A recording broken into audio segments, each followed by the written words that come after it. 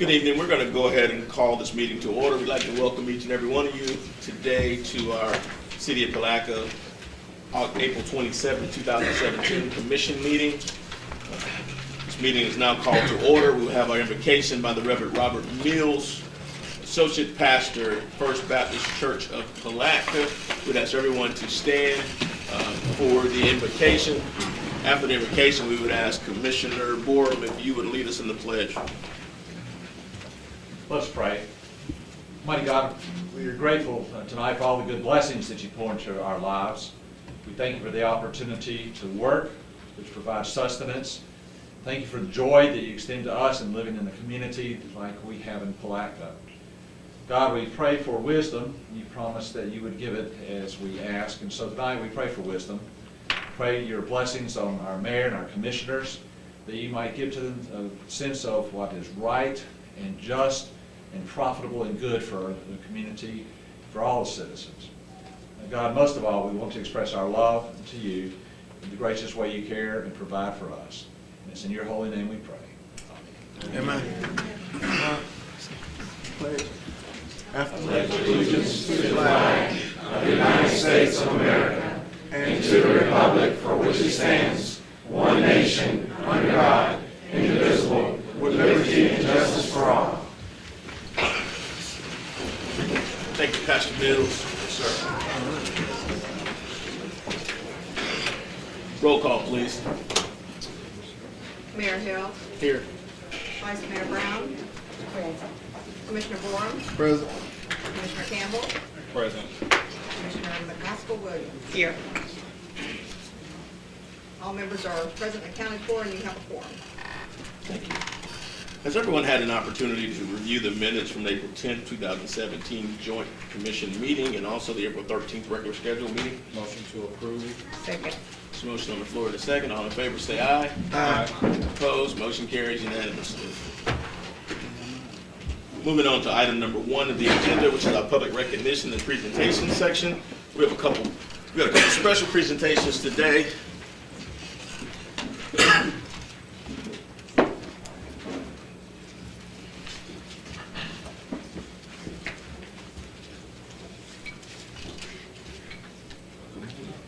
And so we're going to move the police memorial presentation to the back. Laughing is catching. No, we're going to ask Chief Shaw to come up at this time. We've got a special proclamation. Are there any other members of law enforcement that are present at this time? We'd ask that you come up as well.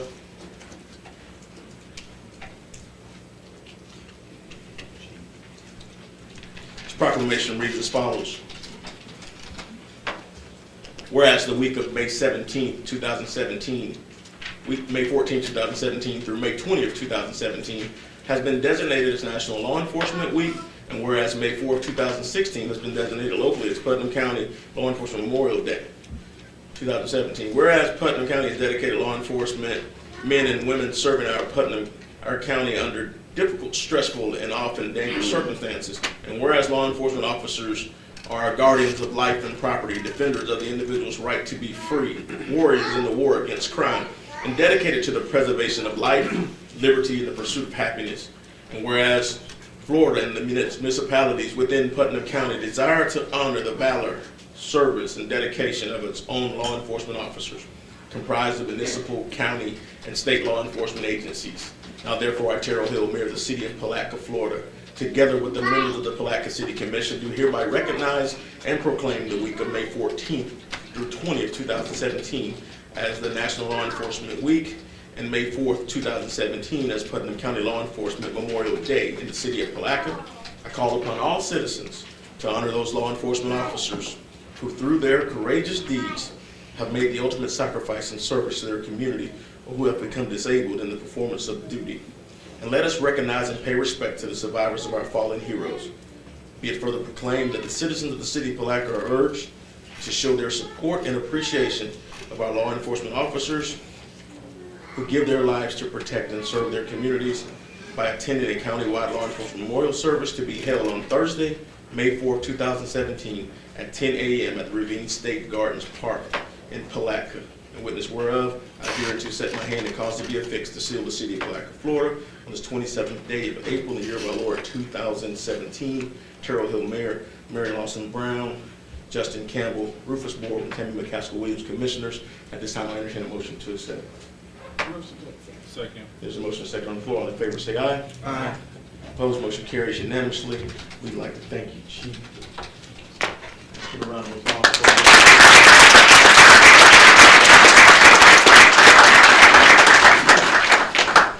On behalf of all the law enforcement officers in the county and all our police officers of the Palatka Police Department, we say thank you, and we look forward to everyone who would like to join us on May 4th as we're being guardians for our community. Thank you very much.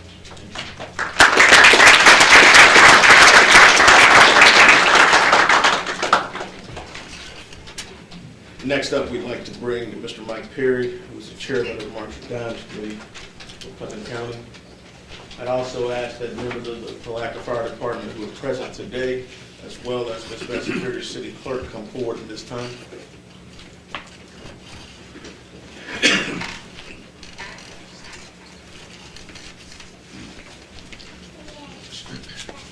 So, Mr. Perry, if you want to just give us an overview of the March of Dimes campaign this year and how things went down. Certainly. Mr. Mayor, I was before your board here quite some time ago, a few months ago, and during that time we set out a very lofty goal for Putnam County's March for Babies, March of Dimes. And I'm proud to stand here today and tell you and inform the board that we have had a successful campaign.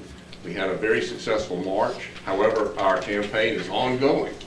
We're still holding events, and we certainly hope that our community will still stay behind what we're doing for March of Dimes. It's kind of appropriate too, Mr. Mayor, that we see all these beautiful children here with us tonight, and I'm proud to know, and I'm sure everybody else is, that March of Dimes has something to do with that. Thank you very much. Thank you.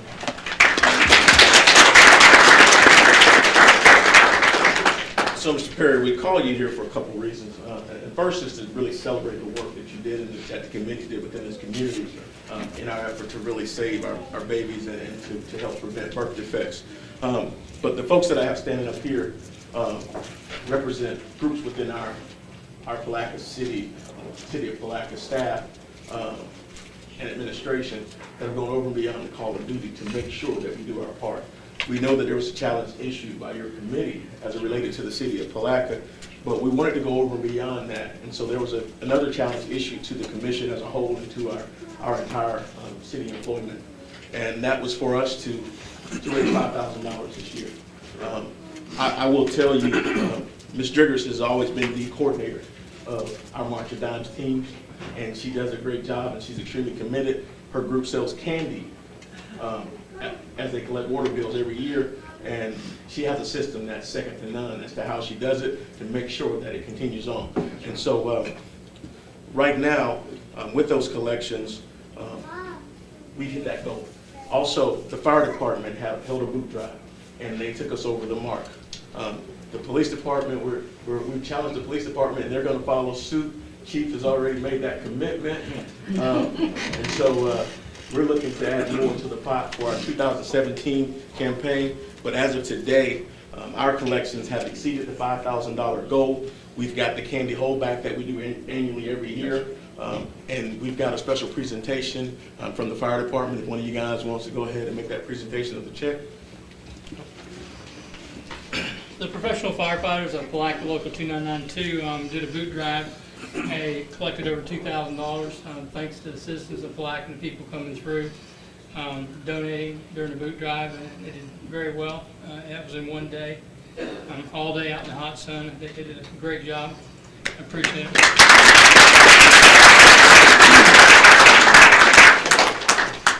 Yes, sir. Thank you very much, sir. And so, Thank you very much. Thank you.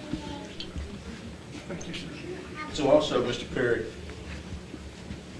cash on hand today, excluding the $1,500+ in total pledges and candy funds, we're presenting you with a check today for $3,880.24.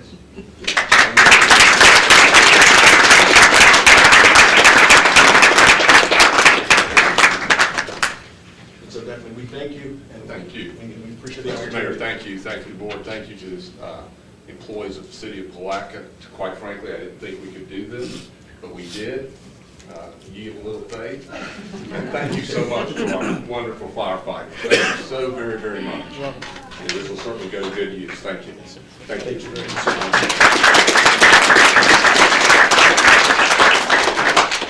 Mr. Perry, can you stick around just for a little bit so we can get some pictures? Oh, yeah. So we'll take a break in a second and we'll take some photographs if you don't mind. Next up, item C, we would ask that the family of the late Rosa B. Lane please come forward at this time.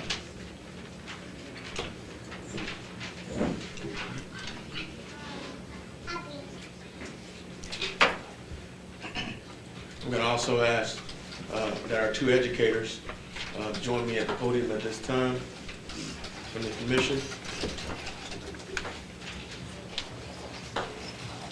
Vice Mayor Brown, you know that Ms. Lane is someone that's very near and dear to your heart. We'll let you make comments as we close out. This proclamation reads as follows. Whereas Mother Rosa Bell Watts Lane was born on August 10th, 1919, to Joe and Minnie Watts. She was a graduate of Central Academy Elementary and Central Academy High School. She married the Reverend W.A. Lane Sr. in 1940. And through their union, 6 children were born. Whereas Rosa accepted Christ at the early age and was baptized in the St. Johns River by Reverend Martin, she joined Calvary Missionary Baptist Church in 1940, where she was an active member of the Deaconess Ministry, Usher Board No. 1, Community Prayer Band No. 1, and the Mother of the Church. And whereas in 1974, Mother Lane founded the Community Gospel Chorus of Palatka in 1974, which had 54 members and traveled as far as Georgia on 2 buses they purchased. They sang at the television station in Jacksonville, Florida, and whereas Mother Lane was trained in early childhood education at the University of Florida, began her teaching career in 1948 with a class of 9 students. She taught kindergarten and preschool-age children in Putnam County for 49 years, having owned and operated Lane's Kindergarten for 38 years, having taught at the Red Land Christian Migrant Association, RCMA, for 12 years, and having served as a substitute teacher at Central Academy Elementary School. She retired from teaching on August 8, 1993, and Mother Lane entered the sunset of life on March 10, 2017, after having lived a long, full life of devotion to God, her community, and fellow man, especially the youngest of its citizens, whom she loved, nurtured, guided, and taught during her many years as an early childhood educator in Palatka. Her legacy includes her 6 children, 34 grandchildren, 100 great-grandchildren, and 30 great-great-grandchildren, as well as many godchildren and god-grandchildren, nieces, nephews, and in-laws. Now, therefore, I, Terrell Hill, Mayor of the City of Palatka, Florida, together with the members of the Palatka City Commission, do hereby proclaim April 28, 2017 as a day of mourning upon the passing of Mother Rosa Bell Watts Lane, and ask that all citizens join in paying tribute to the godly woman who has made immeasurable contributions to our community and its citizens, for which we are all grateful. In witness whereof, I have hereunto set my hand and caused to be affixed the seal of the City of Palatka, Florida, on this 27th day of April in the year of our Lord, 2017. Terrell Hill Mayor, Commissioners Mary Lawson Brown, Rufus Board, Justin Campbell, and Tammy McCaskill Williams. I'll entertain a motion to approve at this time. Motion to approve. Second. There's a motion and a second on the floor. All in favor say aye. Aye. Opposed, motion carries unanimously. We want to thank you for the life and the legacy of Mother Lane.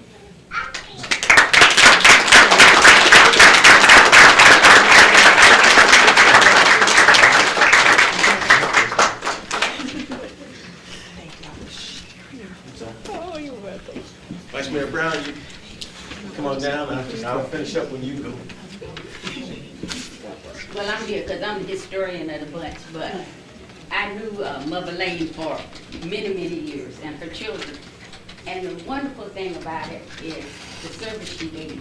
Because when we were growing up and her children were growing up, there was no kindergarten except a few people who did it in their homes. They took kids into their homes and made sure that they learned those ABCs, how to count, and got them ready to start first grade. You can see that she had a knack for it because she had enough children and grandchildren and great-grandchildren. But in the days that she started up, it wasn't for the money. It was for the love of the kids that she had in this community. She felt like every kid should be able to have an education, and she worked towards that all her life. She was the most loving person you want to see, and in her elder years, if she grabbed you to hug you, you got hugged for a long time, and you couldn't get away until she wanted to turn you loose. She was a jewel for our community, and we will never forget her. So also, I was her prize student. I think a self-declared favorite. Miss Lane was a disciplinarian. She was one who taught you respect. She taught you the importance of being involved in your community. And she also taught you the importance of being a great citizen. And she taught children. I lived in public housing right behind her school. Her school was on the corner of 15th and Bronson. And my mom would walk me there on the way to work every day. And Miss Lane was a surrogate mother for all the children that came within her program. The kids that came through Miss Lane's program didn't get in trouble. They were not problems when they went to school, and they were in accelerated programs because she emphasized education and that you could do and be anything that you wanted to be. And she taught you the values of faith, and she taught you that you could do all things. And so even well into her 90s, she was lucid. She was on top of everything, and she was still oriented to detail. And she was a family person, and she was a person who loved her community.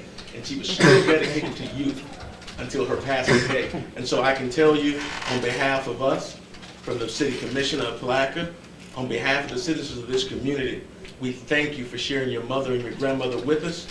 She is definitely a jewel. She's a gem. She's going to be missed, but she's going to be treasured, and we're going to make sure that the legacy of Rosa B. Lane continues to live in this community. So again, we thank you, and if there's anything that you guys want to say from the family, we'll open the floor to you at this time.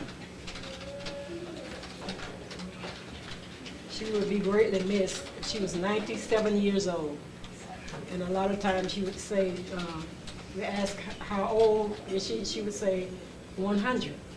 And so we tell her, Mother, you're not 100.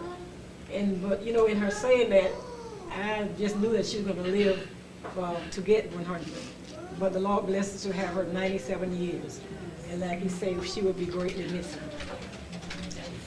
Let's give another round of applause.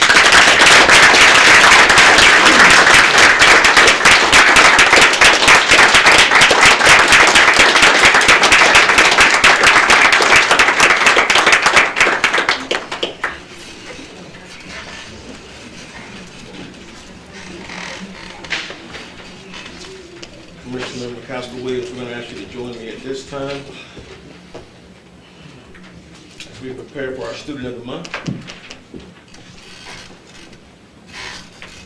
And I think it's befitting that prior to doing Student of the Month that we're able to recognize Mother Lane for the things that she did. But I also want to tell you something else that she emphasized was participation from parents and family in the educational process. So at this time, we would ask that all family members, friends, and neighbors who have joined these young people here as we celebrate them, if you would please stand up, because this would not be possible if it was not for your support.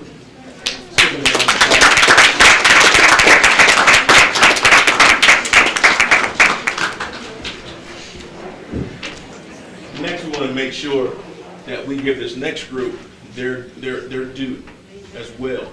Our educators are people who oftentimes don't get thank you enough for the things that they sacrifice and the commitments that they make to our children. We want to make sure that we continually tell our educators just how much we appreciate them.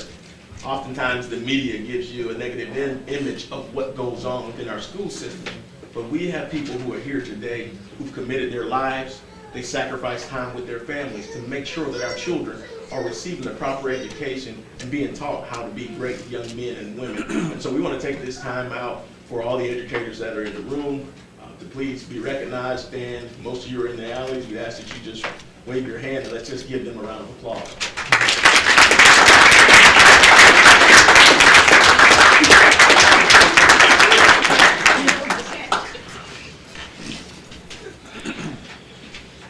Now for the moment that we've all been waiting for.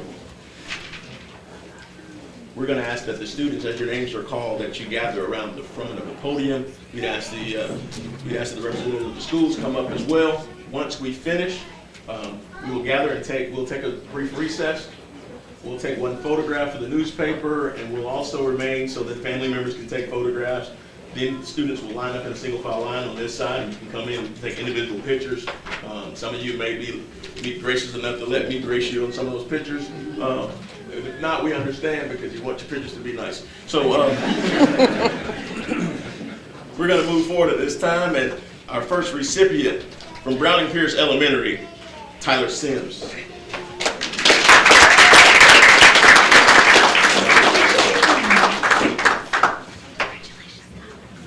C.L. Overturf Jr., 6th grade center, Madeline Rotenberry.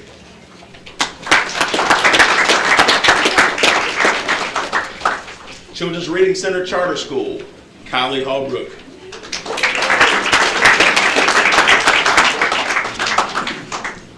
D.H. Miller School, Dalton Akins.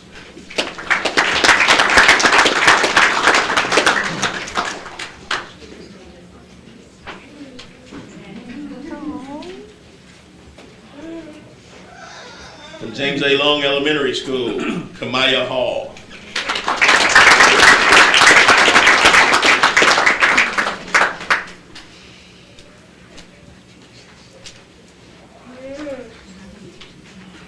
From Jenkins Middle School, Jaquan Brown.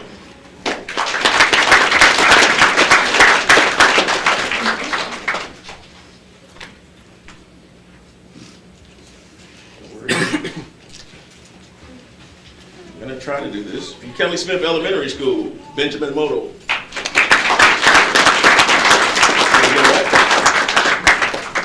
Did I get it right?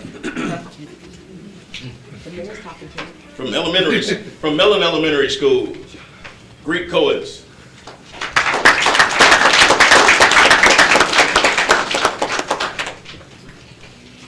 From Mosley Elementary, Sila Mendez.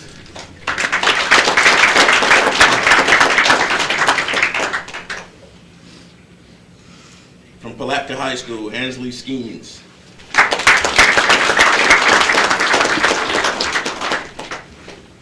From Penile Baptist Academy, Jessica Raven.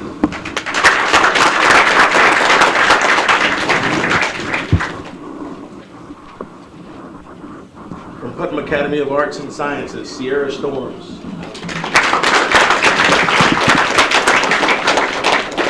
And last but not least, from Palatka Edge High School, Amanda King.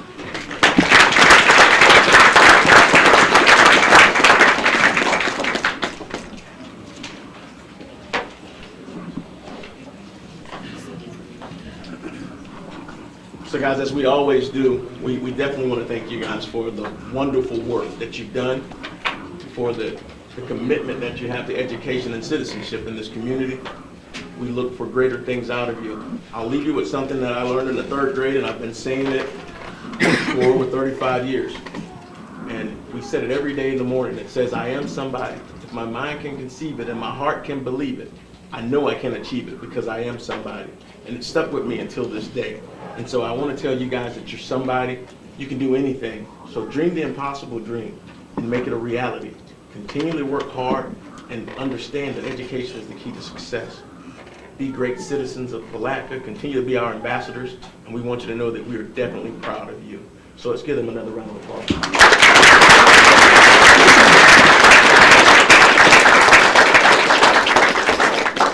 So at this time, we're going to have the students line up in 2 lines in front of the dais. We'll take a picture for the newspaper. And again, we want to thank the educators and the family members who are present today to celebrate the success of our children. We will stand in recess. Thank you.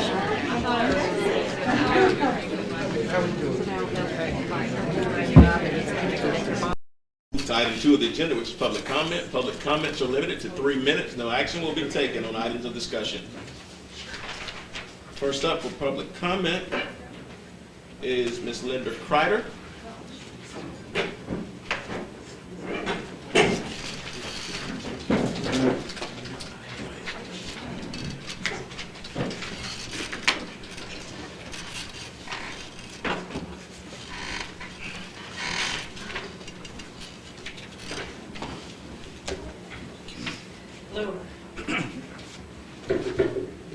I'm Linda Kreider. I reside at 116 Kirkland Street, Palatka, Florida, and I am here on behalf of the Putnam Blueways and Trails CSO group who recently hosted an event.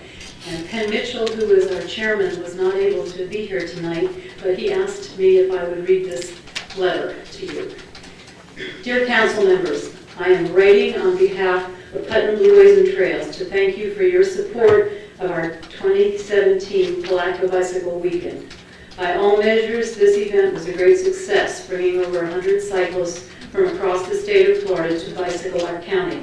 The feedback we have received is overwhelmingly positive, with a great majority of our cyclists planning to return next year.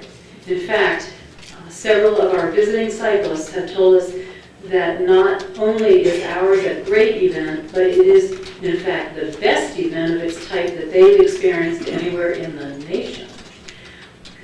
While our cyclists did pedal throughout Putnam County, all of the rides began and ended here in Palatka. This afforded our city the opportunity to make both a great first and last impression on these visitors, and we did.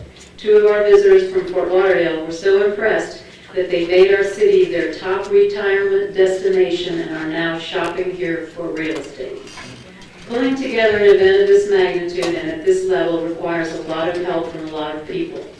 I'm grateful for all the support we received from the city of Palatka. In particular, I'd like to mention Mandy Tucker and the volunteers at the St. John's River Center for accommodating us and all of our mess over the course of the weekend. They even furnished tables and chairs to place under a tent on the riverfront, where our cyclists could recover from their adventure and enjoy lunch in a picture-perfect setting. I'd also like to offer special thanks to Jonathan Griffin for the folks in public works for hanging signs and making our city beautiful for our visitors. The roads and trails we used were clean and free of hazards for the entire weekend. Most of all, I'm grateful for the unity of vision that I see developing. We all want to see our city flourish, but we also want to protect its unique beauty and history. Through ecotourism, we can achieve success and growth without jeopardizing the old Florida elegance that makes Palatka so wonderful. I believe that all of our visiting cyclists recognize that, and we have something special here. I thank you for helping them to see it. Penn Mitchell, Chairman, Putnam Blueways and Trails. Thank you. Any comments from the commission? We'd like to thank them for all their hard work they've done and how important it is that we all work together.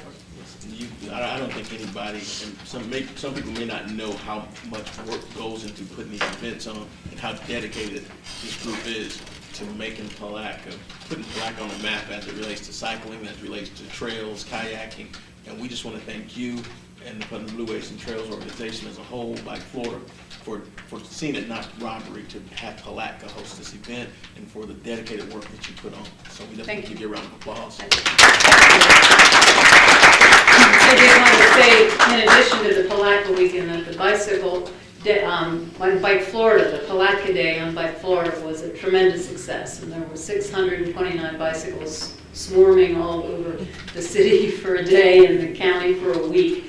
And we had the riverboat tours going, Mary, two wonderful tours that were filled, and we had all the kayak trips were also filled, and there 82 people showed up to do the historic homes and bureaus tour. So we showed off Palatka that day, and by Florida, thank you. And we gave a key to the city to the executive directors, which she'll be back. Thank you, Betsy, for that. Thank you. So Ms. Crowder motivated me to get a bicycle. She just hasn't motivated me to get on it. But we definitely thank you for all the work. You got another item on the agenda under public comment. I thought that first one might take 3 minutes, so this one, if you could pass those down. This was just, oops. Again, Linda Kreider, 116 Kirkland. This was something I wanted to bring to the attention of the mayor and all the commissioners, although the mayor, I think, is quite in tune with it already, but it concerns me greatly. So I'm just going to read from this. We recently had a meeting at the Amtrak station. Jonathan Griffin put it together for us and met with Todd Stennis, who was the Southern Governmental Affairs Director for Amtrak. And at the end of the meeting, and we talked about the things we wanted to happen with the station, he said, it's all very well and good and we hope we can make this happen, but you need to know this. That the daily service northbound and southbound could be eliminated completely.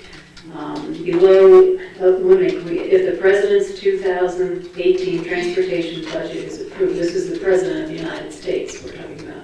Below is information summarizing this budget and those items that will adversely affect our town and put hardship on our citizens who have been enjoying Amtrak's public transportation service.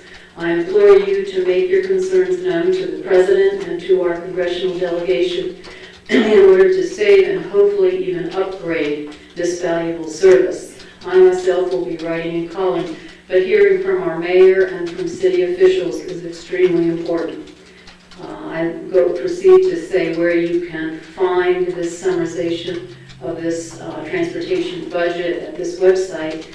But let me just mention that, that the President's transportation budget, one of the items, the one that's bolded, restructures and reduces federal subsidies to Amtrak to focus resources on the parts of the passenger rail system that provide meaningful transportation options within regions. The budget terminates federal support for Amtrak's long-distance train service, that's us, which have long been inefficient and incur the vast majority of Amtrak's operating losses. This would allow Amtrak to focus on better managing its state-supported and Northeast corridor train services. In other words, the good get better. This is all about New York and Boston and, just focusing on that and forgetting us and the places in the South and Southeast that really do need the support. Maybe it's an inefficient system, but it doesn't need to be thrown out, it needs to be looked at. So please do whatever you all can, letters, phone calls, what have you, to make sure that this doesn't happen. And Mayor Hill, I believe you're on it, and so I appreciate that. So we've had extensive conversation. I've had extensive conversation with the A. Philip Randolph Institute, and as you know, we're working diligently to see what we can do to kind of preserve the presence of A. Philip Randolph, particularly as it relates to transportation. Our transportation hub, considering the fact that his impact, his national impact on railroads as a whole. So we made contact with the A. Philip Randolph Institute. They are eager to come to Putnam to help coordinate that relationship. So and in the near future, I'll say within the next few weeks, we're probably going to have a representative come in. Last week, they had their national conference. The information was put forth about the changing of the 11th Street corridor and also our interest in trying to preserve that history with A. Philip Randolph. And so they're going to work diligently with us. They've got a relationship with Amtrak as well. And we also went to D.C. and spoke to some of the lobbyists for the railroads as well to try to see what we can do to gain momentum to get the main station and also to be able to increase the tourism, I think, which will change the concept of what goes on for this particular portal. And so that's what we're trying to do. Great. Well, I hope that comes to pass. And Todd Stennis seems to be a key player, and you've got his information. Jonathan Griffin met with him and talked about what was needed to extend the actual landing to try and get. And we thank you for taking the lead with Mr. Stennis to get him here to the community so he can actually get an opportunity to really see what goes on in Putnam. So thank you. And Mayor, I think we need to remind them that we are where a lot of people from this area come to get on and off the train. We're one of the few stations that's still open that provides that service, because everybody can't afford to fly or might not like to fly, but we do a service for a large section of this northeast area for people who want to catch the train. Yes, ma'am. So we'll now move our public comments on to Mr. Norman Jutras.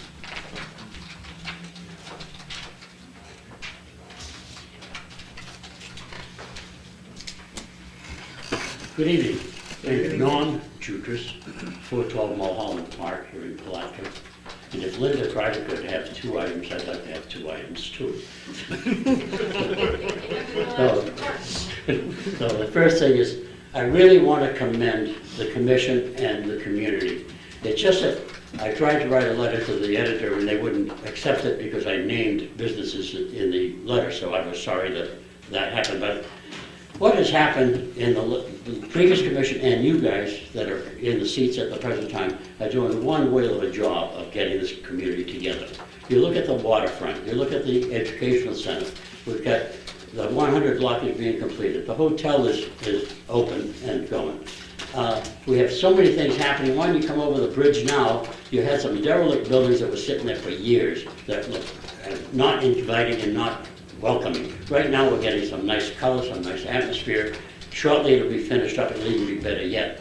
But not only that, is that we have an adult oasis, Uncorked and Unwind that has opened. We have the 2 gift shops that are there alongside. Then you start going up St. John's Avenue. And the whole thing is that we've got a new candy store opening up. We've got the new gym that has opened up, the photo shop, the Marine Museum, and the Mexican restaurant, the hogwash restaurant, and so on and so forth. You keep going up the street, and it is great. It is a happening place. And we need to get that message out to people, say, come on, we are up and coming, and it's an opportunity community to go. That's item 1. Thank you. Item 2. Time's up. Item 2 is I would like to see the city, and it has to come from the commission, I guess, do something about the infill lots in the community. We have a lot of infill lots that have been sitting vacant for many, many years. We're getting minimal amount of taxes, whatever it might be, $100, $200 in taxes on an infill lot. But we already have water, sewage, all the amenities are there.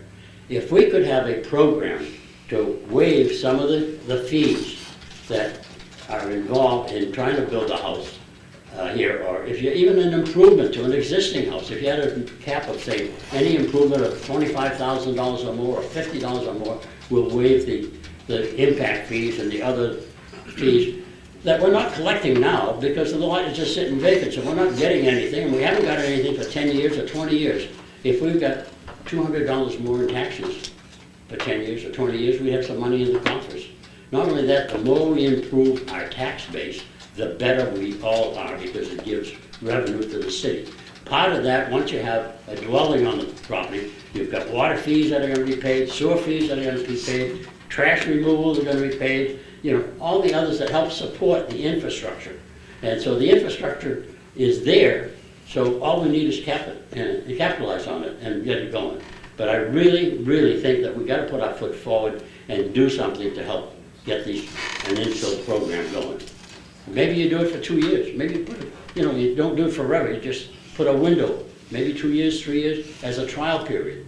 And then from there we go down. But thank you. There are no impact fees right now, but I think that you're a mind reader in many ways. We've had extensive conversations. One of our main priorities is housing. So we've got some programs just as what you're speaking of coming forward to the commission over the next few meetings. We've got 2 different groups, one out of Jacksonville and one out of Orlando, that are committed. They've met with us previously. They've committed to coming in and helping out with affordable housing situations. We've and doing just that as it relates to infill. One group has already started with their mortgage assistance programming. They've had 105 people come through that program thus far in just 2 short meetings, and they're getting ready to kick off the first-time homeownership programs for pre-qualifying individuals. And also Denise Weathers is doing the same thing. So we got Wealth Watchers in Jacksonville that's doing it. They're coming in, Ms. Carrie Davis. She's been working with Senator Tony Hill on some other things within the community, and also Denise Weathers and Hope Elliott from Hope Granted. They've also come in, they've got proposals to do some affordable housing and infill project within the community. So we are well on the way. Good, good. I just think everything is going so nice, so positive. One more plus would be that much better. Thank you. Thank you. Last comment card is from Ms. Mary Kay Engelking. Welcome. Hey, thank you for letting me come and speak in front of you beautiful people. I like kissing up a little bit. Okay. State your name and address for the record. Mary Kay Engelking, 107 Depot Lane, Palaco, Florida. Yes, ma'am. Welcome. Welcome. Thank you for letting me come and share something with you. Back in 2004, I was asked to be the chair of the Putnam Realtors here in Putnam County, and I said, great. I said, okay, now what am I going to do with that? why not a bass tournament? And then I started the Northeast Florida Association of Realtors Bass Tournament. And they're picking up over here this weekend. They'll be starting on Saturday. But it was something that started in '04, and it's evolved. It is huge. We have people coming from Georgia, Florida. We have about 200 boats, I think, in our tournament this year. We've got programs for the kids. We got tournaments for the kids. We've got a lot of food going on. So there's a lot of play activity for everybody in between the time your anglers go out in the morning, and then they'll be coming back in around 3 o'clock. And that's the great time when they do the weigh-ins and give out the trophies and stuff. But you were talking about bringing revenue to our county. And this is something, when I decided on the bass tournament, it was in memory of my sister. And hospice was very good to my family. And I thought, you know, why don't we do something with hospice? And we do. We contributed all our dollars. Stays, that was one of the rules, dollars stay in Putnam County. We have contributed about $300,000 to hospice. And it is a very good organization. It's a not-for-profit, and that's where our dollars go, and this is our cause. If you want a great weekend, I got an email of one of the things that they're going to have besides all these different events for kids and adults and etc. It is an event if you want to have your photo taken with a live animal from Gatorland. That's like being a snack. I'm sorry, but that's going to be one of the. I'm sorry. That is one of our volunteers. Her father is involved with that, and they're going to bring them over. So it's kind of interesting, and it's very safe, and it's for the kids to see. But I'm just saying, come have fun, laugh, and enjoy. We've got a lot of events going on, and we got the tournament. It's the 14th year of our bass tournament, and it's brought in a lot of money for us. So God love you, and thank you for letting me share that with you. I don't think you have any questions, right? It is truly an awesome event, and we thank you guys for the work that you do. What then? It's an awesome event, and we thank you for the work that you're doing in this community. Well, it was very small when I started it. I didn't have anybody to help me, so I had to learn about bass tournaments. And then we finally got vendors who came out with little grills and cooked the hot dogs, and we did that. And it's every year. The Northeast Florida Association of Realtors has like 600 realtors. And what we do, this is their tournament. It's not one person's tournament, another person's tournament. It is the Northeast Florida, and it is part of their tournament to bring money, to let people know who we are, what we do, and also maybe get these people to come and move here, like that young lady back there was talking from the bicyclists, you know, that, hey, we want to move here, and it's a great place. But I could go on and on, but God love you both, and have a blessed day, and come over to our festival. We'd love to have you. Thank you. Thank you. Thank you. Moving on to item 3 of the agenda, resolution declaring an emergency regarding our open burning and incendiary acts. Ms. Triggers. A resolution of the City of Palatka, Florida, declaring an emergency order regarding open burning and other incendiary acts during the 2017 forest and brush fire declared emergency. Second. Motion on the floor in a second. Now open the floor for public hearing. Is there anyone here for public hearing? Seeing no one, we'll close public hearing. Is there any further discussion? Questions called. All in favor say aye. Aye. Opposed, motion carries unanimously. Item number 4 of the agenda, resolution authorizing the renewal and execution of an agreement for lobbying services with Becker Poliokoff, PA, for a 1-year term effective April 28, 2017. A resolution of the City of Palatka, Florida, authorizing renewal and execution of a renewal agreement for lobbyist services with the firm of Becker and Poliokoff, PA, for the terms of that original agreement dated April 28, 2016, for a 1-year term beginning April 29, 2017. Question. There was an April 27 on our agenda. On the agenda. Oh, sorry, you're right. It is going to be the 27th. Okay. Good catch. Is there a motion?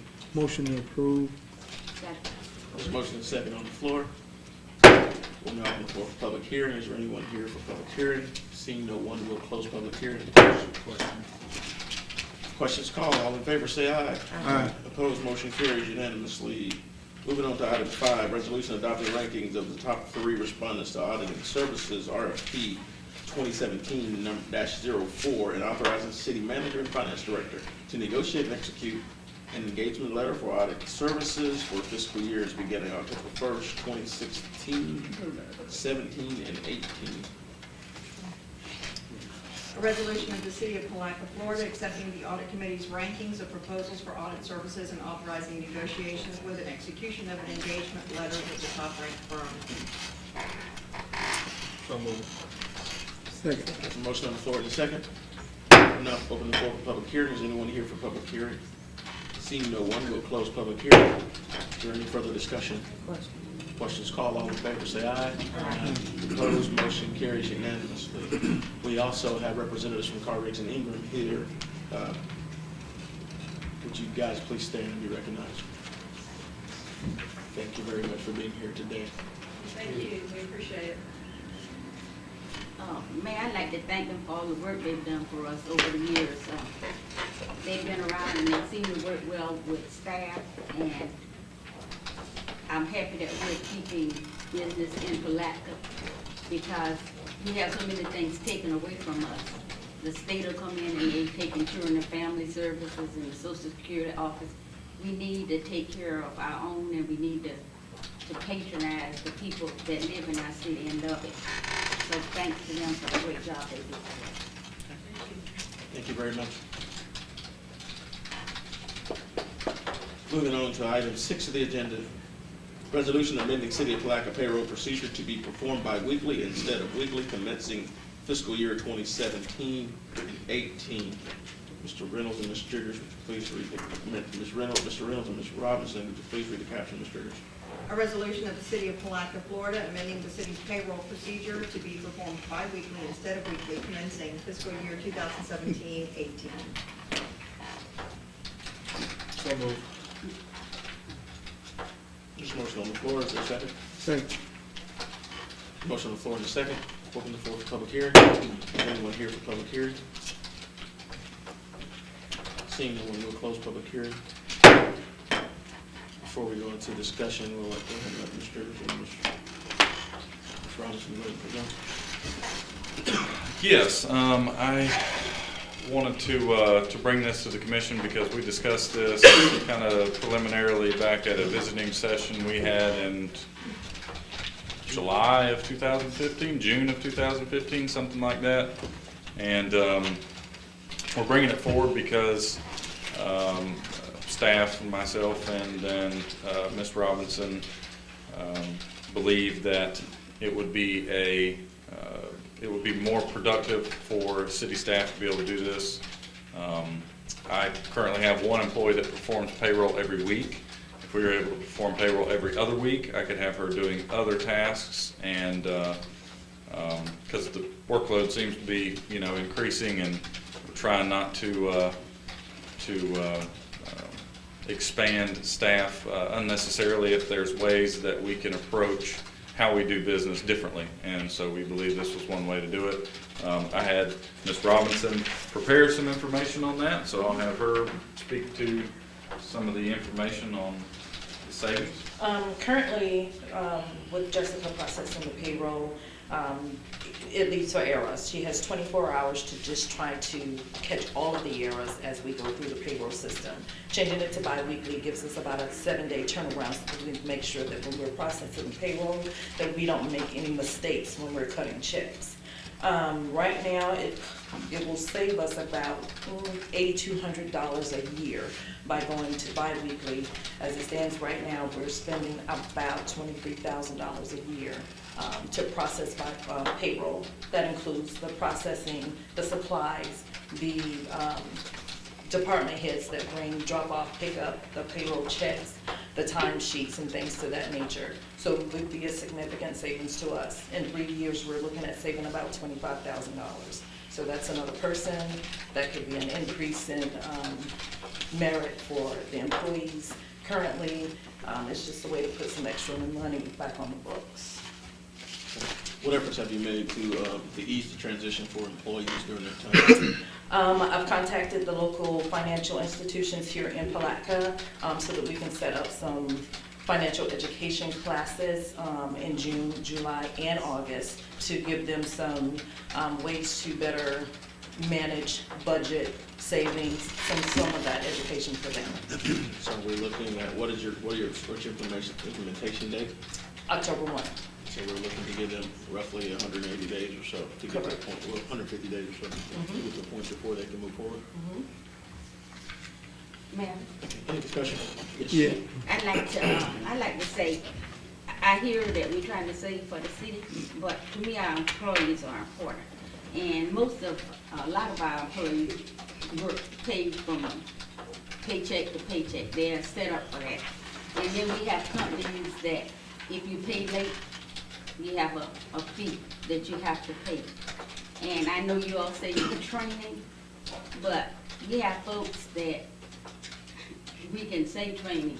It'll be hard for them to change over. I think that we need to talk to our employees before we do this. I think that it's important to understand everybody doesn't use computers, or they don't work at doing budgets. They get a check and they pay things. And there are a lot of things like your, well, if they don't pay the water bill on time, and it gets cut off. You've got about a $50 payment there. That's more money for them. You got your cable people, your lights people, your phone people. And I think that we need to think about taking care of our employees. I know it saves the city money, but maybe it needs to be done over a longer period of time, or just talk to the people that work for us to see if this is something that we can get them into a flow of doing before we jump up and change. I'm open to the discussion. I'm open to the possibilities. I've never worked on a job where you got paid every week, so I don't know how it is, and I'm not gonna speak to someone's situation, and I don't have that. But for me, I think by overall going to a total switch, I would like to see, and I don't want to use the word a dummy or a test department that is willing, even if we start with our heads, having them do a transition to show our employees what the benefits to it will be and things of that nature. I think completely changing the whole city in WOMP, I think that's, to me, I think it's kind of iffy. And I trust you all, and I believe in you all, and I don't think you all will put us in a position, or any of our employees in that position. But from what I'm hearing, I haven't heard, kind of like what Vice Mayor is saying, we haven't had the conversation with those individuals that is used to living and working from getting that check week to week. And I think when we originally had the conversation, that was one of the things that I brought up even then. Let's talk to the employees. Let's see how they feel. Let's see what direction they would like to go, or provide the options. And it's one other thing outside of the financial literacy. I think that's very much important, and we should be able to do that without going to the biweekly payment. That's something that we should be able to provide, or have the option of having anyway. But I would like to see, for me, have those that will say, I am willing to go to it, and that may be something that we can implement before October, so they can see when October comes, this is what the effects, or this is the ups, this is the down, this is the pros, these are the cons. And again, it's a person by person basis, but if you have somebody that's willing to step up to the plate and say, I'm willing to be that, what's the better word for dummy? Because I don't want to say a test case, a sample or testers. I think that will kind of be something that the employees, if they see that their leaders of the if they see that their department heads are doing it, that the department heads can have that conversation with them, and the transition might be a little bit easier in getting them to buy in. $8,000, I mean, it's a save. That's what we're trying to save in any way that we can. But at the end of the day, we do have to think about those individuals that have been working for years. I'm talking about years. Some 10, some 20, and they're used to getting that every week paycheck. Again, I have not worked on a job, and I probably wouldn't want to get paid every week, But again, let us make sure that we are letting our workers, that we're letting the staff, we're letting all of those individuals feel like they have a buy-in to it. So when that transition happens, it doesn't make it seem like it's something that's forced upon them, and it's actually something that we welcome them to do, or just providing them with all of those options. I'm sorry, and I don't want to just repeat everything they said, but I absolutely agree with Commissioner Campbell and Commissioner Brown. But my biggest thing is offering them those training sessions and educating them on how to save money and possibly leading up to, home ownership and all of that. So. Yes, I commend the finance department and the HR department for looking at ways that we can save, how we can work more efficiently. Again, but to piggyback off of people working from paycheck to paycheck, some people do payday loans, and they look for that money. If they miss a payment, then that could really substantially impact them.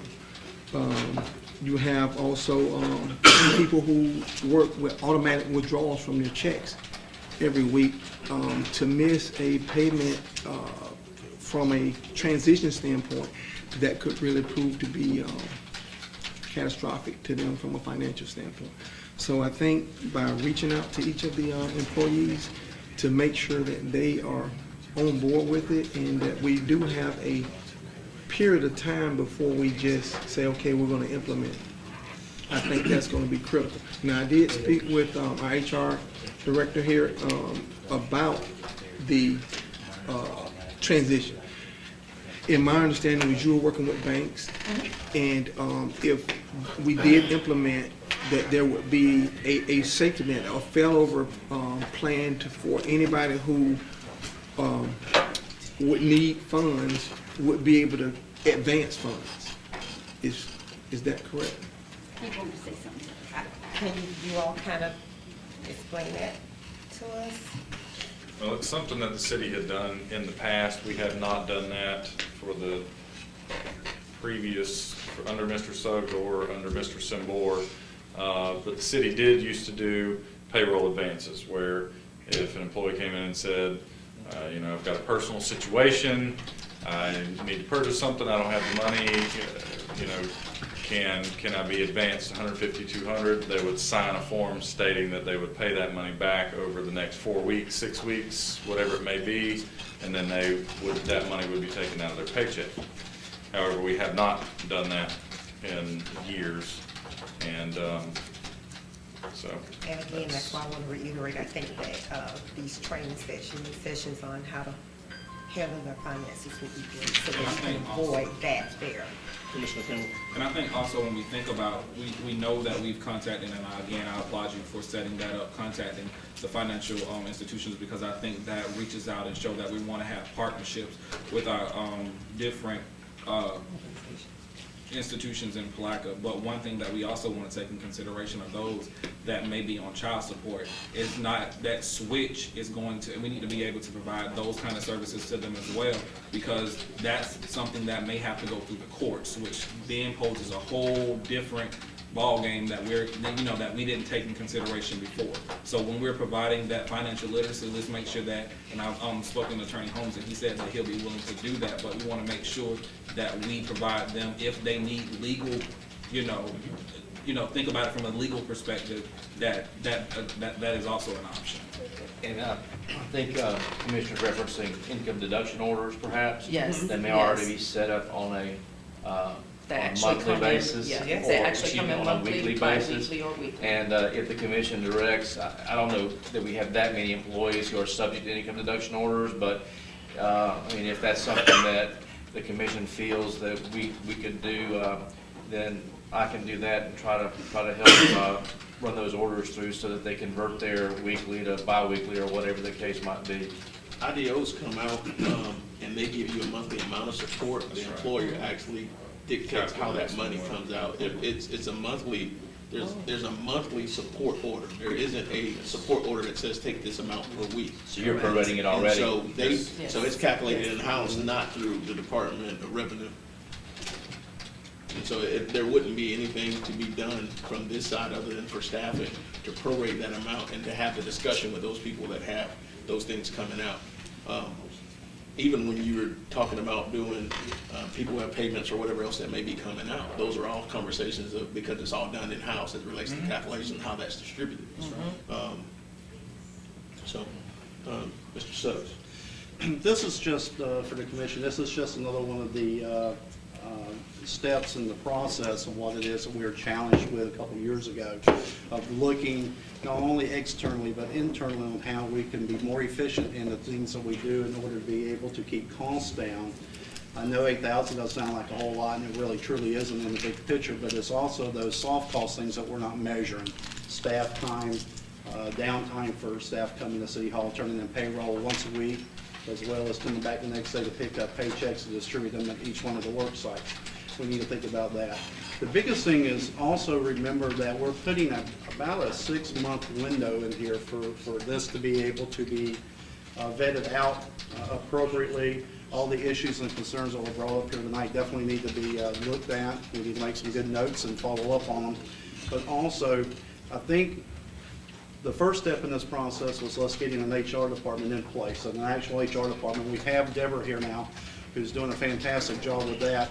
And so this is another one of those opportunities for us to expand that area of our services internally for the educational process of our staff. And I think having the folks come in that can actually sit down with them and talk to them about finances, about budget, about what credit rating means and how to set up a budget. We can then hopefully turn that into the next process, step in the process, which is home ownership for some of our staff. I think the more we challenge them and educate them and give them the tools to do different things, the better they'll be. They'll not only be better staff, they'll be better providers and better citizens. And I think we owe it to them to at least do these things for them. Whether we approve the biweekly payroll or not is just one, is a tangible to the things that we need to be doing, which is bringing the folks in for the education. Okay. But again, it's a 5 to 6 month window that we're looking at. I brought it up at the last management team meeting to the department heads. So this conversation was had. Now, how many of them went out and actually spoke to their staff? I'm not sure. I haven't received any emails or phone calls from staff regarding this matter, but I'm sure we'll be getting some. But again, I think the more important thing for us is to remember that we're doing this. The intangibles of this is education and financial literacy for all of our staff, and the byproduct would possibly be some efficiency and savings to the city if we were to look at this in the next 5 months. And you remember that people don't always learn at the same pace too. You got some people that'll pick it up right away, because I'm struggling here with this computer stuff. It's because this computer is full and I don't have nothing to ring to get to put that in. So, as we go, I'd rather have our employees happy and working and taking care of this city like they've been doing than to get them flustered with something else that comes up that might not be very happy for them. So I think we all need education and we all need to work. And if it takes longer than from here to October, then maybe we need to look at all of that as we go forward. And I think this is my last comment, and I think some of the soft cost issues that I've heard, I think those are some things that can be started working on immediately. Yes. Because I don't see why, if you have to bring payroll when each department should have some kind of electronic way of getting that over here, which means the person doesn't have to physically leave the department to bring it, or, it can be emailed in. If we're moving to that electronic or trying to get that, that's part of the education process. So those kind of things like that are things that can be worked on immediately and not have to wait till October. And I'd like to see some of that soft, what the soft stuff is, a little bit more detailed so that we can know, and if we have ways that we, possibly improve it, that we have that conversation as well. I try to remain silent. I think one of the things we got to remember is the pay isn't changing.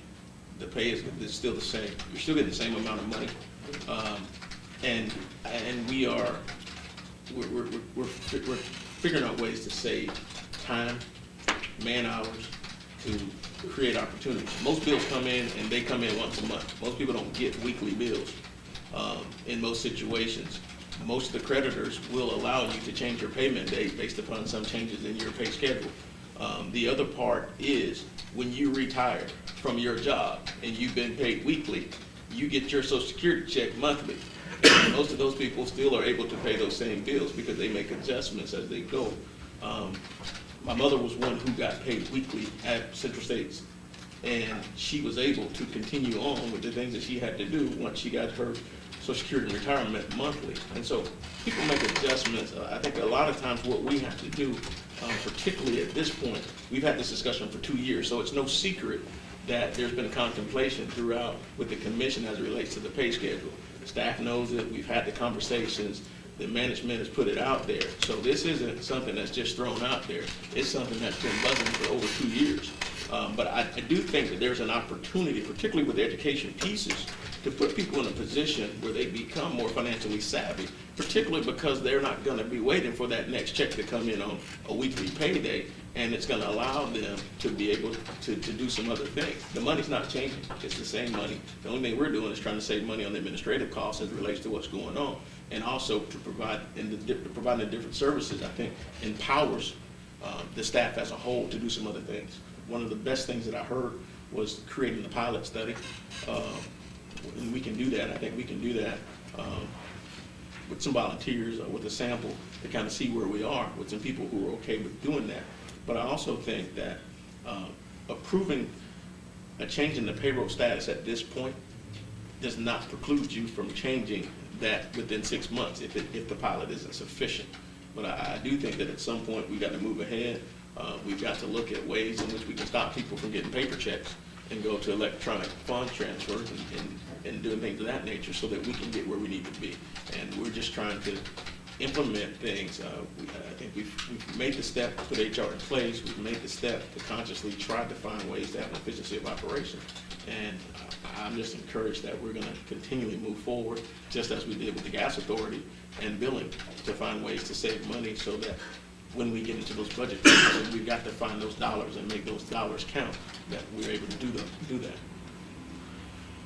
So with that being said, is there any further discussion?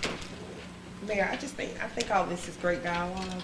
I'm just interested to reach out to the employees and have the same type of dialogue with them and see how they feel and come back to the table. I know for a fact that it was done previously over the last 2 budget cycles. We've had this conversation before. And again, in the staff meetings, I know that we asked all of our management team to go out and have those conversations again. And so I haven't heard any negative feedback based on it. And I know I've gone out and specifically talked to people within some of the public works departments and other places to see what their impression was. But at this time, is there any additional comments? I want to make sure that we at least have as much dialogue as necessary to move forward. There's a motion on the floor in a second at this time. Do we have any further discussion? Seeing none, we'll call the question. Roll call, please.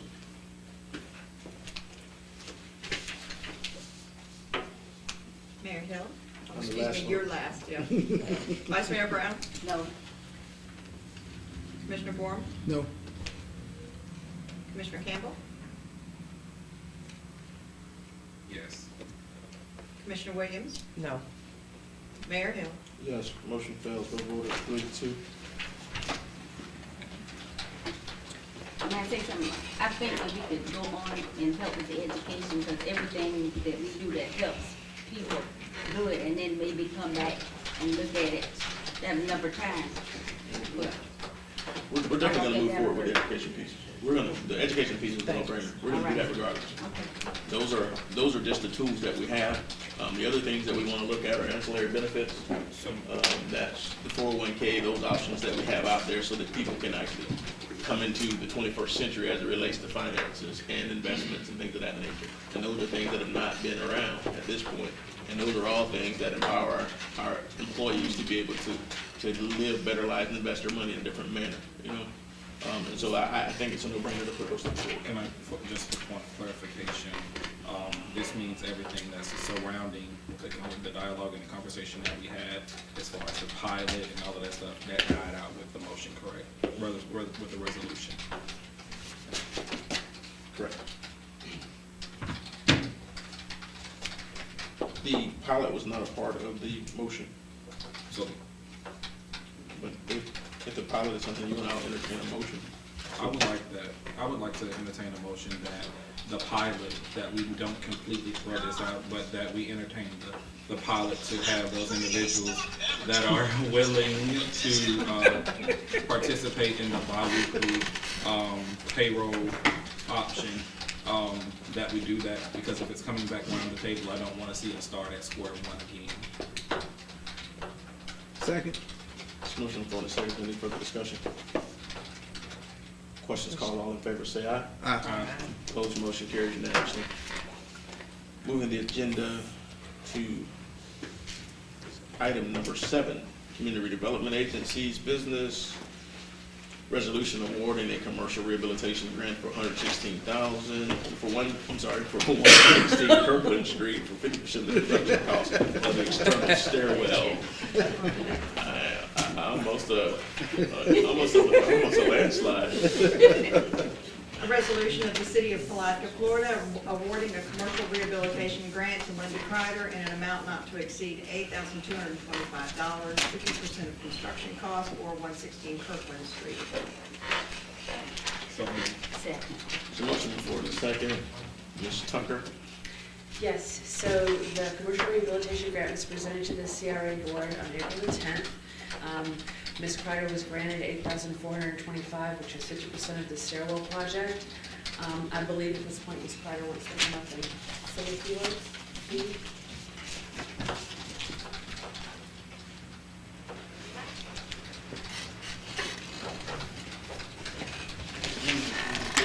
Unfortunately, I only made 3 copies of this, but maybe two of each of you could share it. All right.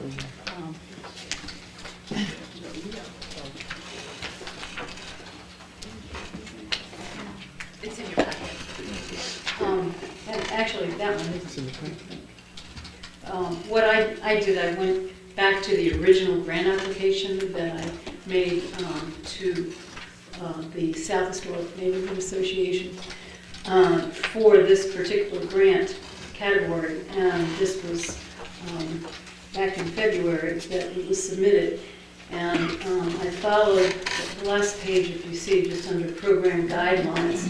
The guidelines propose that the applicant get a 25% match to what the total cost would be, which is 1/4 of the total cost. When I made the application, I applied for the total amount and to pay 1/3 of it, with the grant paying 2/3. And then when it went before the South Historic Neighborhood Association, they approved half. So I'm not trying to look a gift horse. On the other hand, I'm trying to say that at each junction, it's been sort of less and less of the total amount that I thought I might have available to do a project that I didn't have a clue was going to cost me this much money. At any rate, so there was that fund process there, and I have gone forward with it at each step. The South Historic Neighborhood asked for, when they approved the 50%, they only had one, I had only gotten one bid.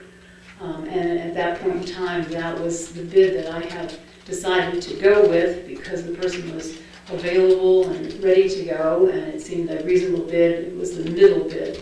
The lower bid has since been rescinded because we couldn't come to any kind of agreement on a start date or possibility of whether there would be cost overrides or anything with it. So the middle bid is actually the bid that stands.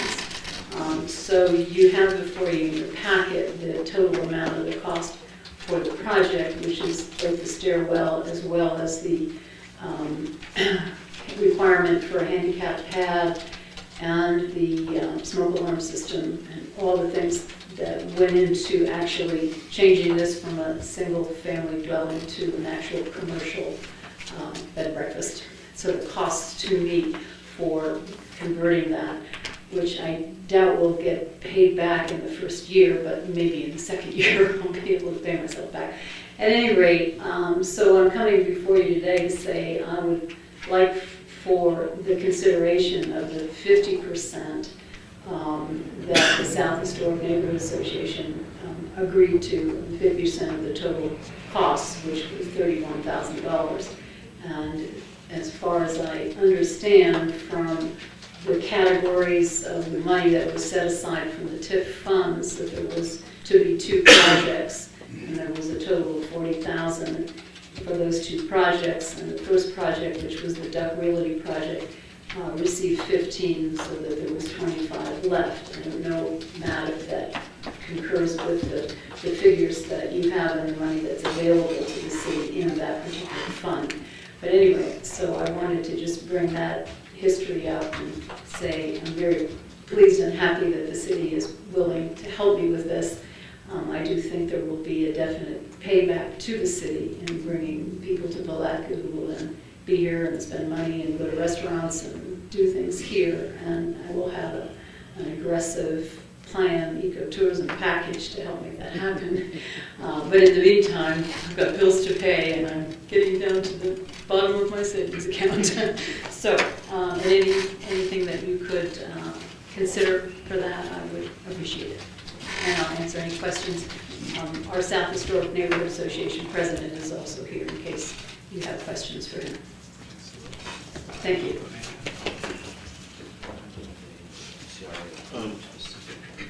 Would the South Historic Neighborhood Association like to be heard?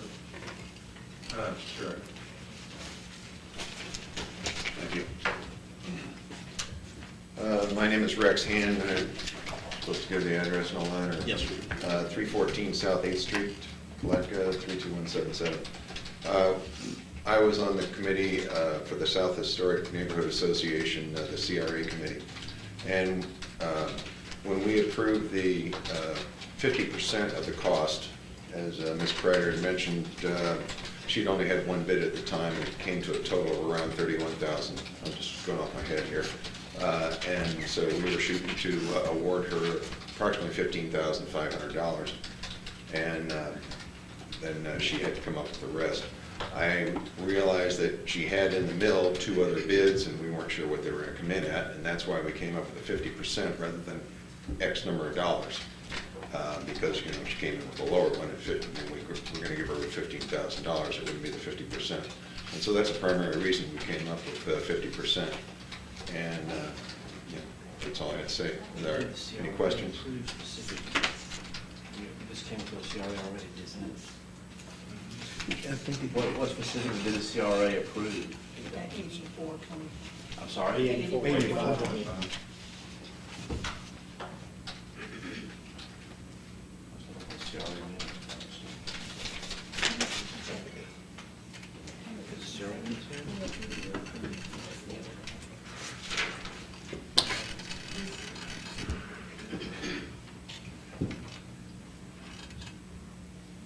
If you look at the summary, it provides you with the motion. Under the minutes? That's Or are you talking about the staff summary of this item? right, staff summary on this item. It gives you the CRA vote.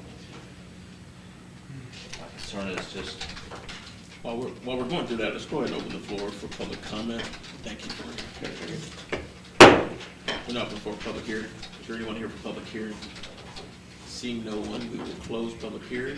Is there any further discussion from the commission as we're looking for the minutes from the CRA meeting?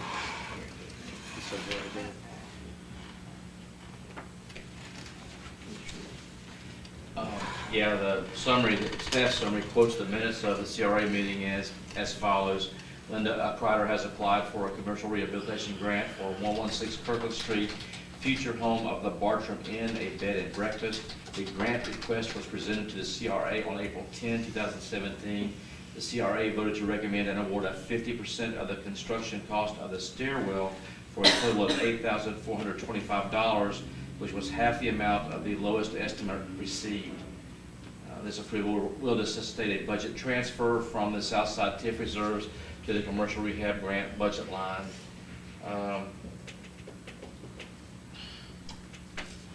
So actually, at that time, Ms. Crider submitted an update for the construction cost. The original lowest bidder has withdrawn that bid, so that was presented to the CRA. The new current lowest bid on the stairwell is $24,348. 50% of the current lowest bid of the two remaining bids would be equal to $12,174. Ms. Crider's request for additional funds is attached for consideration, so I guess that last two paragraphs is staff's recommendation that, and part of staff's comments, but that wasn't presented to the CRA. So from what I'm reading the staff summary, the CRA voted specifically for an 8425 number on the grant. And I don't know how you can increase that at this point. It requires an additional budget amendment, correct? I would think the CRA would We need to go have back. that again. Right, that's my opinion. Because it's dollar specific. It wasn't just 50% of whatever it's gonna cost, it was dollar specific, 8425.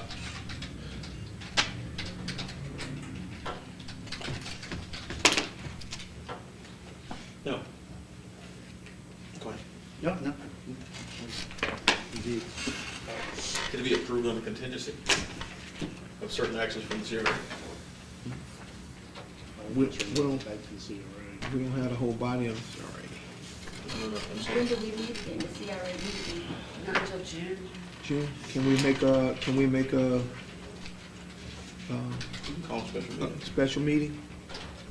You could call a special meeting. I would prefer not to have the city commission make a contingent approval though without CRA consideration first. Mr. Griffith.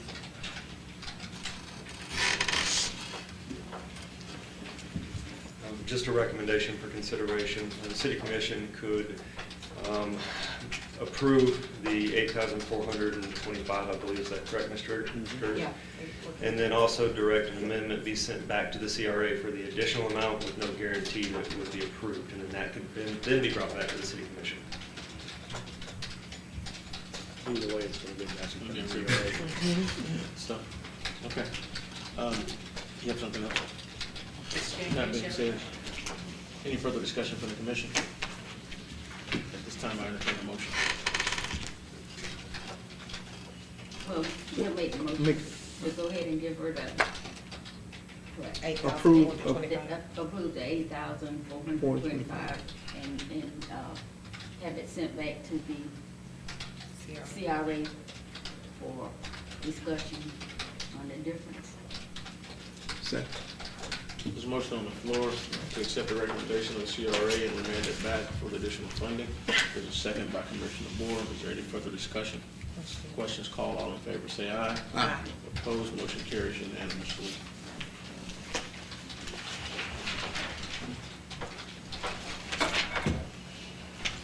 Moving on to item 7 of the agenda, 7, number 2, item 8 actually. The read 7 on the back page is actually item 8.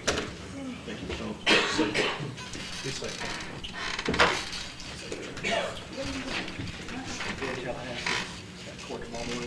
Administrative reports, Mr. Yule.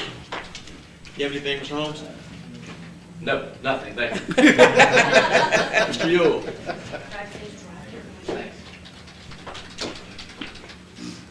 One thing I want to let everybody know, in case somebody brings it up to you, the rotating beacon, the light beacon out at the airport is not rotating.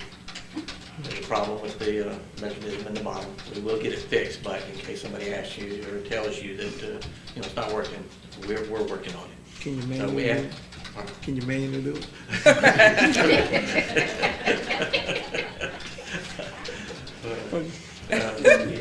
So anyway, that's it. Thank you, sir. Chief Lambert. Ms. Tucker. All good. Mr. Griffith. Yes, sir.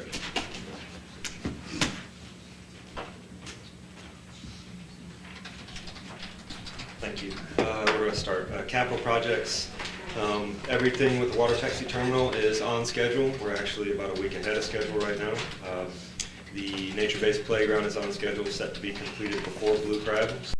And I will put push them to get a fee schedule together for approval. I'd like for us to have if we ever get squared away, have a good kickoff for the folks. I think if we give it a little more publicity and let people know we really have it, because people seem to be excited about taking it down the river, that we probably have more people coming. So if we could get with them, then I think that we could plan a nice, something that would draw people here. The people from the League of Cities said if we have something and let them know, we have a bunch of them trying to come to help us with our kickoff of it. Thank you. Thank you. Chief Shaw. While we're waiting on the chief, just in case he has anything, Coach Roach, do you have anything that you want to add? Sure. I'm going to talk about a couple things. I'm going to take very long. First of all, I'm very excited to be involved in this project. The buzz out in the community when we talk about bringing the sports and activities back into the city is just amazing. The people are excited. Kids are excited. We have people who've already come and asked me how they can sponsor a team, or how they can sponsor a league, how they can get kids back on these fields during the week. So we feel that right now we've organized a year calendar of when sports are going to be offered, what's going to be offered. Softball, baseball, Chief Shaw and his group and the county, Chief does such a good job with the basketball program that we're not going to get involved in basketball. We're going to let the PAL take care of basketball, because Chief Shaw's bigger than I am anyway, so we're not going to wrestle. But also the county does a great job with the soccer program, so we're going to let them do soccer. But we're going to bring in lacrosse. We're going to bring back flag football. We're going to bring back track. We're going to have a track and field program, volleyball, and when the parents come to us and they have something that we can feasibly put into the program, we're going to do it. If the kids want to have it and the parents want to have it and we can afford it, let's put it out there and see what it does. But we're really excited.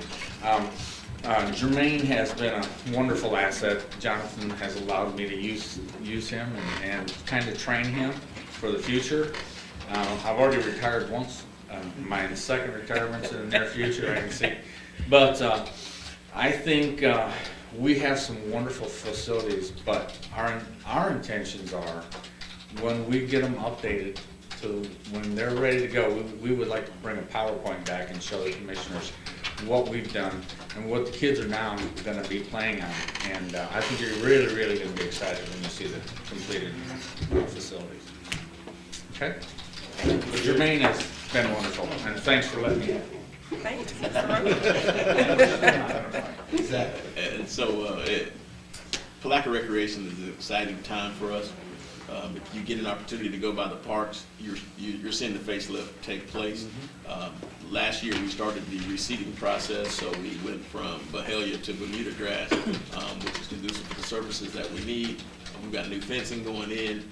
We've got new concession. We've got rebuilds of concession stands with the help of the fire department, their volunteerism. We also have it's teamwork. The water department comes in and helps us as far as where we need to be. Public Works is involved. We've got the police department and PAL involved in the process. And so those facelifts are coming all around, and we're starting to see life come back to these parks. We even have partners such as Clay Electric that's actually coming in and moving poles at Shawbuck Field for free for the city. So there are a number of businesses through the chamber that have already committed to sponsorships of teams. It's an opportunity for us to move forward with crime prevention as we did many, many years ago, starting with the PAL programs so we'd exceed. And we're just excited about the time because Palaca Recreation has been dormant since 1993. Hiring of Jim Roach was a great part of that. He's partially retired, working a full-time, part-time job now. And so it just puts us where we need to be. It's an opportunity to bring life back to these parks and to bring that community feel back in. So we're just totally excited about that, and we're looking forward. There's some tentative dates to start programming in August and November of this year, moving on to the fall, so that we continually have our kids and our adults involved in activities throughout. PAL's actually doing sign-ups right now for additional basketball leagues that will continue on through the summer. And so it's just a great time for us to move forward. Chief Shaw, you have anything for us? Sure. Since our last meeting, we've had the opportunity with Police Athletic League to participate in 2 wonderful events. First event was a partnership with Department of Juvenile Justice, which was the Youth Success Day held over at CL Overturf in the gymnasium. A number of different agencies came out and partnered with us on that one, and it was a very successful event, very beautiful day. We had a number of children come out, and I actually got to participate in some of the games. We cooked some hot dogs and served some hot dogs and sausages to all the participants that came out. Beautiful event. Captain Williams was our lead on that event for the police department, and he did a wonderful job. We even had the mayor and Commissioner Bohr who came out and actually witnessed it. I'm sorry, Commissioner Campbell as well.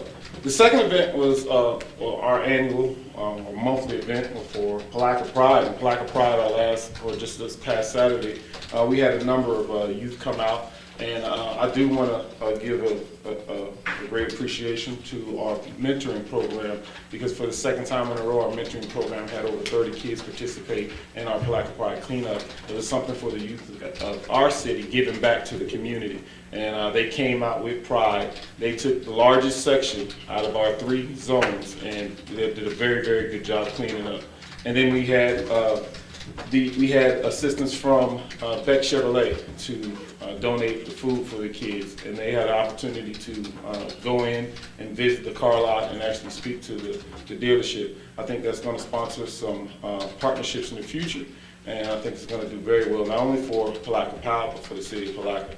So I'm glad to be able to stand here and say we had 2 wonderful events and an opportunity for the police department to be able to share in it. It was beautiful.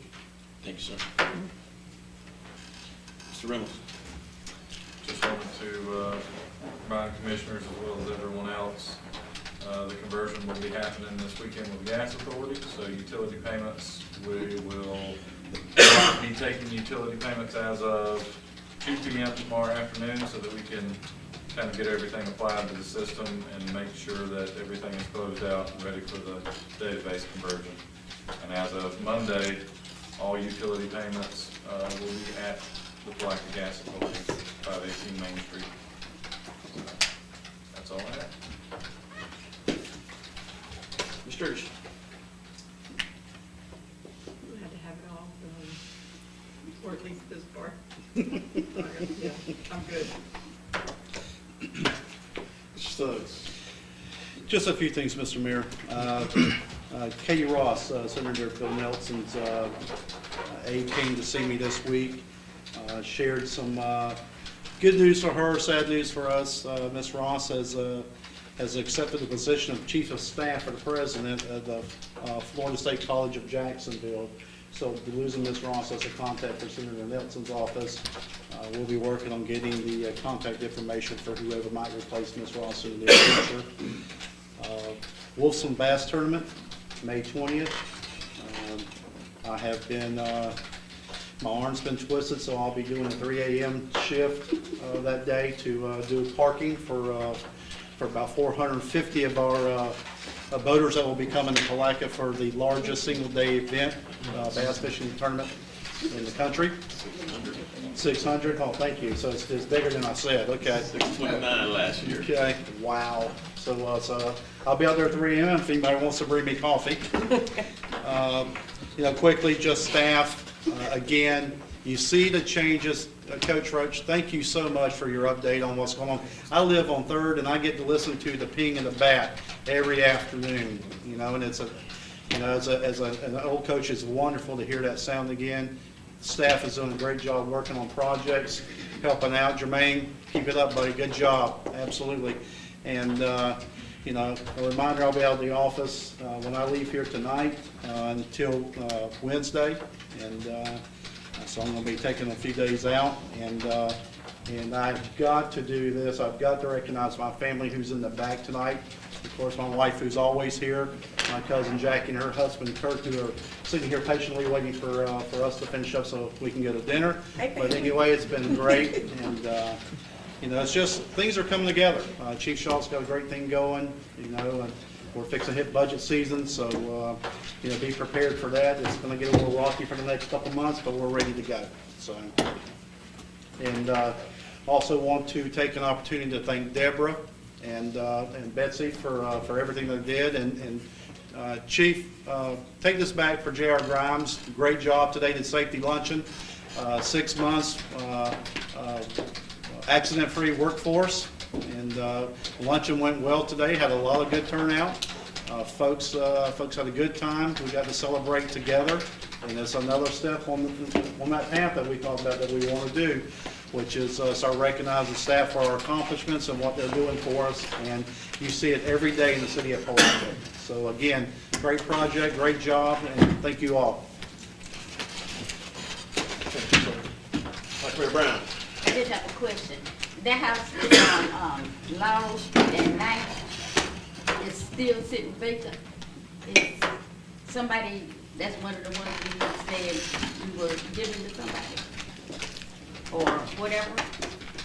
Is anybody doing anything about it? Because if nobody is going to want it, we might be able to open it up to offer to some of our employees.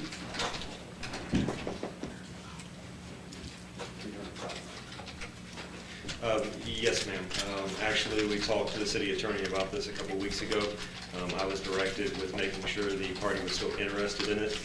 They have, I think yesterday I received the email that they were still interested, and they were waiting on a response as to what security they were going to put forward. Eco covering group, yes. So I believe that's going to be resolved here very soon.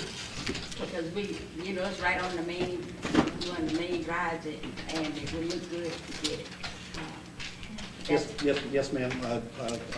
Jonathan is absolutely correct. We met with the city attorney last week, and we're working on the agreement to get that finalized. Ms. Robinson.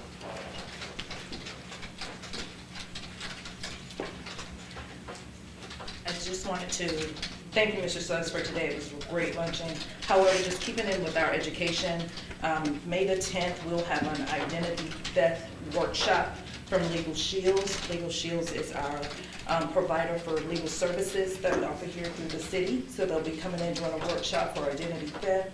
On May the 16th, I'll be at Miller Middle School in Crescent City. Intermediate, okay. Doing a career day, representing the city of Palatka. And we do have a wellness day coming up with Florida Blue and Ben Bates. That will be scheduled in June. So just keeping with that education, these are some of the things on our books coming from HR. Mayor, you know, we used to have some time off as commissioners, and we didn't have meetings one out of the year. Are we gonna have any time? You just got back on vacation. I haven't got no vacation. I had sickcation. Sickcation. That's what it was. I didn't do nothing. Words, man. You were still working. You were still working. The month of August, Miss Mary. I just want to plant that seed. Commissioner Williams. Sound good. Commissioner Campbell. Yes, just a few things. I am currently working, I've selected a few individuals from around the city of Palatka that work for some of our corporations to serve somewhat as an advisory council to me. I'm planning to start doing again days or things with Commissioner Campbell. Last year I did at the Environmental Center with Commissioner Campbell. I did the movie night, did the park, so I'm gonna be planning on doing some of those things over the summer to give our kids, have them options to do things, and the events are gonna be more family oriented. Not only wanna have our kids, but we wanna have our parents that actually participate with our kids. So we wanna make sure that those environments are family friendly. Ms. Azalea, 2017, we have been in constant dialogue, and she really wants to make sure that her presence is known here in Palatka. So we have a few things that we are working on. She wants to do some partnerships with the local school district as well as the city. So we're trying to just play scheduling of that type of stuff. Tomorrow and Saturday, I will be participating in the Advanced Institution for Elected Municipal Officials. We took that first I want to say 2 to 3 day class. It was in Jacksonville when we first got elected, and this is somewhat of a follow-up to go into a little bit more in depth to what it means to be an elected official. And that is pretty much it.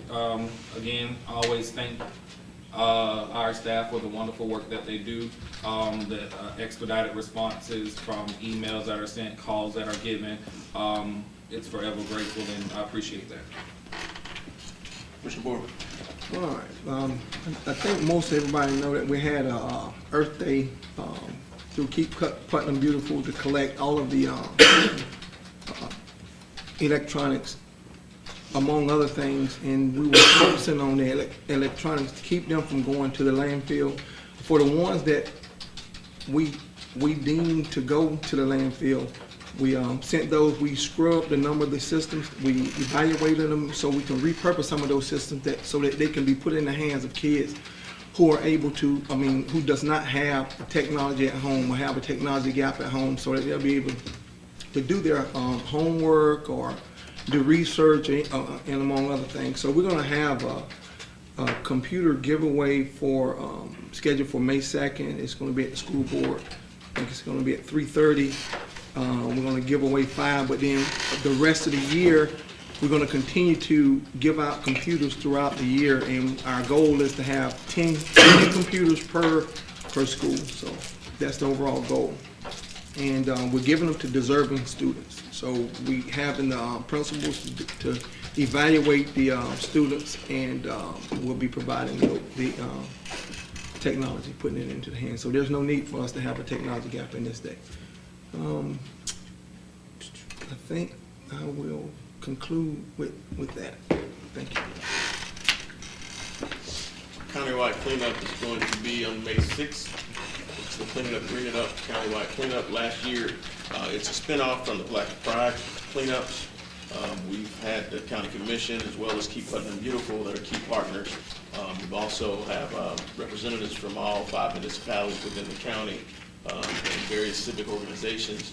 Abe Simon's Meats again is the sponsor of all the meats for the lunches as well. I think Jerry Mullins has been a great partner in this community as a whole. Martha Marinella continues to work tirelessly, pretty much as a one-person show, making sure that Putnam is ahead of the curve as it relates to things that are going on. We anticipate more than 500 representatives this year. We collected over 10,000 pounds of trash last year. If you look around this community, you can see a difference. It's festival season, and we're getting ready to start budget time, and so there won't be any breaks for a few months because we're getting into the meat of it right now. And so we're excited about what goes on in this community. There are about 5 grand openings that we're looking at in the downtown area. I was just contacted about a business that I didn't know that was getting ready to start. There's a beauty salon coming into the community with a 21-year-old resident who's starting that. So we've got people of all ages who are reaching out and doing different things. Throughout the course, there's also a new sports, family-oriented sports bar that's coming in downtown. Sports and Entertainment restaurant that's downtown called SEC, named after a Gator lover. But it creates an opportunity for us to have some more stuff in this community.